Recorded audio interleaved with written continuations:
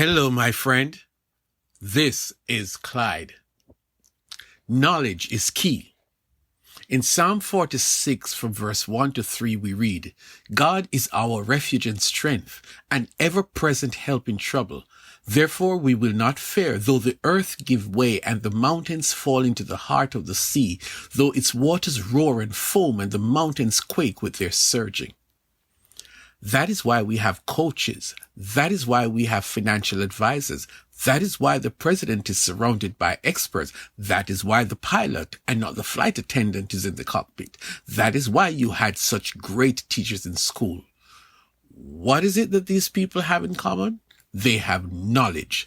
These are people who you grow up to respect them because they have knowledge. Recently, my family had to make a decision that would affect us financially. We were referred to a man who came well recommended. He is a genius and full of knowledge and confidence. He answered all our questions with such ease and such amazing people skills that it was very helpful in leading us to make a huge decision. Okay, let us return to the text. Have you ever wondered why so many people don't serve God? The Bible answers that for you based on simple logic. How can they call on the one they have not believed in? And how can they believe in the one of whom they have not heard? And how can they hear without somebody telling them? If somebody tells them about God, more people would believe in him. So let us talk about him in the framework of this text. Lots of people are fearful, and they have good reasons to be fearful. The biggest thing on the news is whether there's going to be a war between US and their allies on one hand and Russia on the other if they invade Ukraine. Lots of people are fearful and wondering what would happen if such a war begins. The pandemic is into its third year and doesn't seem to be letting up with new variants and subvariants, and so many people have died and many others are battling to stay alive. There is a problem of violence in schools which causes great anxiety among parents. Will this be the day a shooting occurs at my child's school? There's so many issues facing us and so many reasons to be fearful. Fear and anxiety go together, and so there are many people who are going to the doctors because of anxiety. In the midst of all of these authentic fearful matters, the writer of this psalm says that God is our refuge and strength. What makes him say that? You guessed right. He has knowledge of God. He has probably read about God from the Bible, but that might not have been enough to form an opinion that God is all of this and more. He has had a relationship with God over the years. So when God is described as a refuge and strength, he knows what he's talking about. He has knowledge of God. When you know of God and know God personally, you are able to state some unequivocal statements about God and not fear any meaningful objections because you know him for yourself. I love how the writer continues.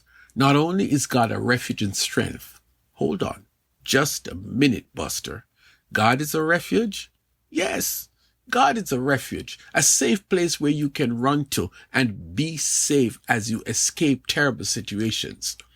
In that moment, you can run to God. You can call out to him and he will come to your rescue. He will shield you and deliver you from trouble. God is also strength. When you get emotionally drained and you have no one to turn to God, who is strength. God has unlimited storage of strength that can defend and protect you from any threat that comes at you. God is strong. And so when you are with him, you don't need to be fearful because his strength will carry you through tough times. It's the next section of the text that is amazing. Therefore, we will not fear, followed by 4 possible natural disasters. The earth give way, the mountains fall into the heart of the sea, the waters roar and foam, the mountains quake with their surging. These are pretty dangerous natural events, and sometimes they come without warning or with very little warning. The writer knows all of this, and he knows the potential damage that can be done to human life and environment. And still he speaks of his God as a refuge and strength and an ever-present help in times of trouble. My friend, this is some kind of confidence. God says of himself that he takes care of his own. And so the message to people around there is this: if you know God the way I know him, then you won't be so scared of anyone or anything that have occurred in recent times. And we are frequently inundated with news forecasts that these things are happening all around. You have no need to fear. That is because those folks have found out that God does take care of his children, and that even if they get struck by one of these disasters, they can trust God to take care of them. That is pretty amazing.